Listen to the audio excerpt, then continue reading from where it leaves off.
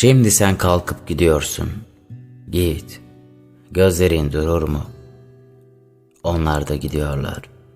Gitsinler. Oysa ben senin gözlerinsiz edemem bilirsin. Oysa Allah bilir. Bugün iyi uyanmıştık.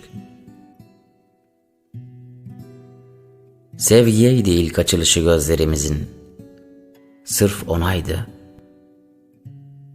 Bir kuş konmuştu parmaklarıma, uzun uzun oturmuştu.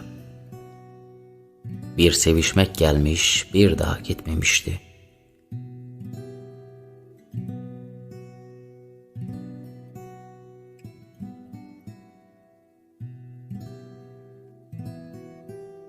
Yoktu dünlerde, evvelsi günlerdeki yoksulluğumuz. Sanki hiç olmamıştı. Oysa kalbim işte şuracıkta çarpıyordu. Şurada senin gözlerindeki bakımsız mavi, güzel laflı İstanbullular.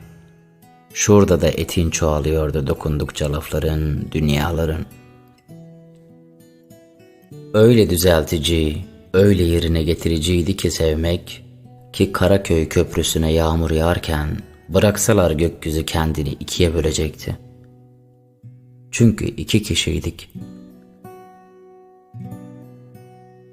Oysa bir bardak su yetiyordu saçlarını ıslatmaya. Bir dilim ekmeğin, bir iki zeytinin başınaydı doymamız. Seni bir kere öpsem, ikinin hatırı kalıyordu. İki kere öpeyim desem, üçün boynu bükük.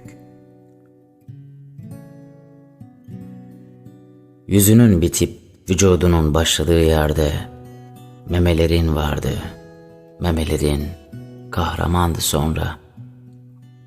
Sonrası iyilik, güzellik.